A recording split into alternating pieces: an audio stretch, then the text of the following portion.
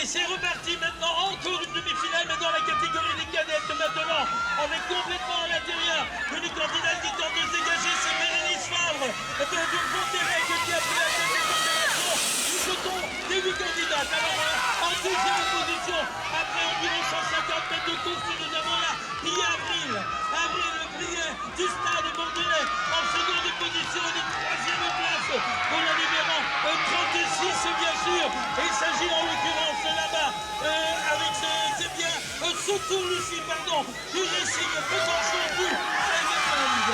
Et puis on va voir la quatrième place. Qui va prendre la quatrième place? Eh bien c'est fait. Il s'agit en l'occurrence de Rouge et Clara pour le club de Descartes qui se qualifie pour la finale.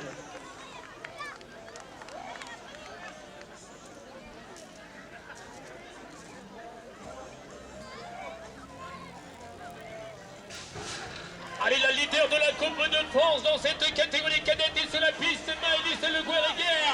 Elle est un petit peu enfermée actuellement à l'intérieur, car c'est Léonie Druard de l'équipe Avenir BMX Euro de France.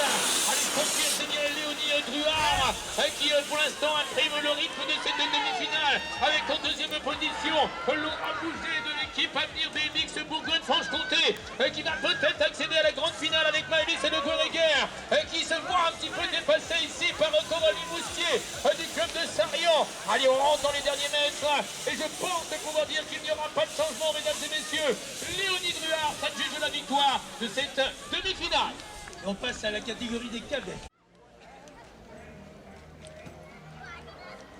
Allez, c'est parti pour la première demi-finale, catégorie des cadets.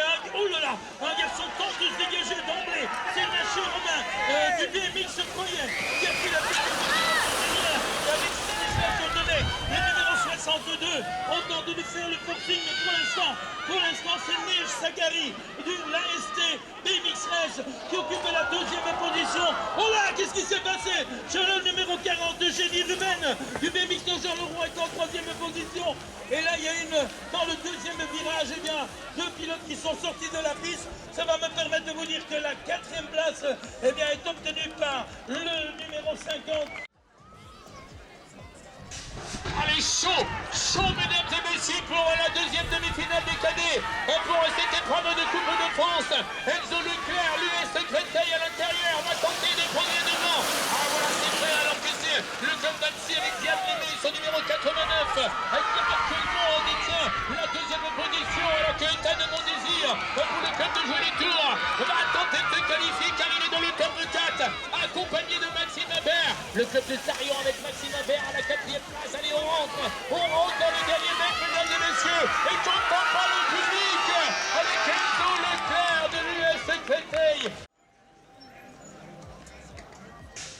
Allez, le destin est jeté pour cette première demi-finale junior femme maintenant avec Léa Brajon de l'Ambémix Auvergne de la division nationale de l'Ambémix Auvergne. Elle est entrée de cette Coupe de France 2021 alors que nous avons en deuxième position l'Argentine avec Francesca Cingolani. Francesca Cingolani pour l'Argentine occupe, elles ont fait toutes les deux le trou, je vous le disais à l'instant, alors que nous avons une Stéphanoise, Pauline Perrard qui est occupée à faire le forcing pour tenter le qualif pour la finale. Elle est en deuxième position, va produire un gros effort dans les derniers mètres pour se qualifier, mais entre-temps, c'est venu se placer Lance Elisa de Jouer les Tours qui prend une troisième place et qu'on va retrouver en finale.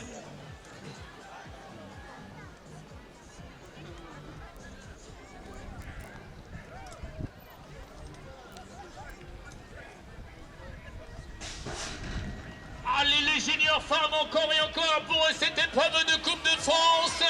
Oh, que c'est bien réalisé, le pilotage est juste pour Laurine Crozet du BMX Vallée-du-Gier. Voilà la candidate qui s'est détachée, elle a pris quelques longueurs d'avance et tout de suite on cherche à optimiser son passage avec une Capucine Favre. La candidate de Sarrion occupe actuellement la deuxième position. Il y a Henri de Nicolas qui occupe la quatrième place intercalée. Maintenant la troisième position, c'est Maïwen Duhed pour le BMX Compiègne-Pierrois qui va accéder, je pense, à la grande finale des juniors femmes pour cette épreuve de Coupe de France. Il n'y a pas de changement. Laurine Crozet s'adjuge la victoire. Allez, on passe au junior homme. C'est Chavanon, le champion de l'Union BMX. Voilà, allez, c'est parti. c'est parti, le champion de France n'est pas trop mal sorti de la grille de départ. Il est immédiatement dans sa roue arrière, bien évidemment. Le vice-champion du monde a tenu sa tête calée. Entre-temps, le numéro 600 et 12. Il s'agit de Rivoire Autori. Le début de Cournot. Le public commence à monter en pression également. Toujours le champion de France en tête. Alors attention, ça revient de l'arrière. Et pour le moment, notre ami Louis Rousseau est en quatrième position. Oh là là, le champion du monde a dit se faire éliminer. Il a dit se faire éliminer. Ou je pense malheureusement que le vice-champion du monde vient de se faire éliminer en demi-finale. Notre ami donc Louison Rousseau. Je pense qu'on ne le verra pas. Il faudra suivre les résultats. Vanon, Aubin, Rivoire.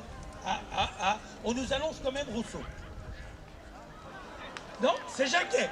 Il y a du changement, c'est Jacquet. Donc élimination précoce de notre ami Louison Rousseau. Le deuxième demi-finale qui est lancé sur cette première ligne droite est monsieur Alexis Piezanowski. Longue Auvergne avec également Pierre Jette ont pris les deux premières positions de cette demi-finale. Et on va voir derrière qui va se placer à la troisième place. Il y a Loris Poily pour le club de Massy Palaiseau qui est bien placé actuellement. Et la quatrième position est convoitée maintenant par Tom Pedinski. Tom Pedinski est la quatrième place. Est-ce qu'il va y avoir des changements dans le top 4? Est-ce que Tom Pedinski va résister? Oui, Tom Pedinski se qualifie avec une quatrième place. Allez, c'est parti pour la première demi-finale élite femme maintenant avec Charlotte de Volder, la plaque du numéro 504. Regardez, elle survole Bébix Compiègne, Custom elle est montée d'ailleurs, je pense, Charlotte de Volder de cette Coupe de France 2021. En seconde position, nous avons simplement Boivin Christelle de l'an de BMX Auvergne bien sûr. Et en troisième position, pourtant là, c'est ma Camille Mer à 777 qui fait partie du club de Saint-Étienne BMX Ouiaïs. Et on va voir maintenant qui va pouvoir en prendre la quatrième position et se qualifier pour les grandes finales. Il s'agit tout simplement de Bonnet Célien de l'Union BMX Vaucluse.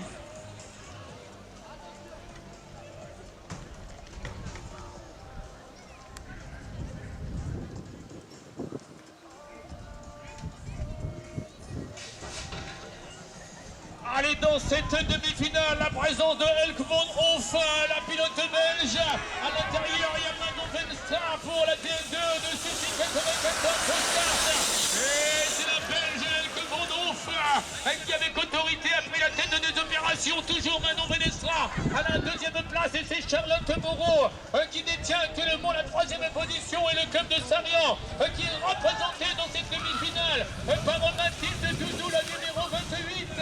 Qui va aller chercher une place en grande finale de cette 10e épreuve de la Coupe de France. Voilà le quatuor qui se qualifie. Et on passe Romain Catanazzi, il y a Dubois Corentin également. Alors on va voir un petit peu. Ouais, c'est lui, le champion d'Europe, a pris la tête des opérations, monsieur Pilar Arthur. Bien évidemment, qui a pris la tête depuis la deuxième position. Elle est convoitée par Rago Richard Matisse, qui représente Saint-Étienne. Et il est bien placé pour se qualifier pour le final pour l'instant. Il y a Bernard Simon aussi pour le division nationale. Bien sûr, le Compiègne. Et qui est bien placé, une quatrième place. Ça va être chaud.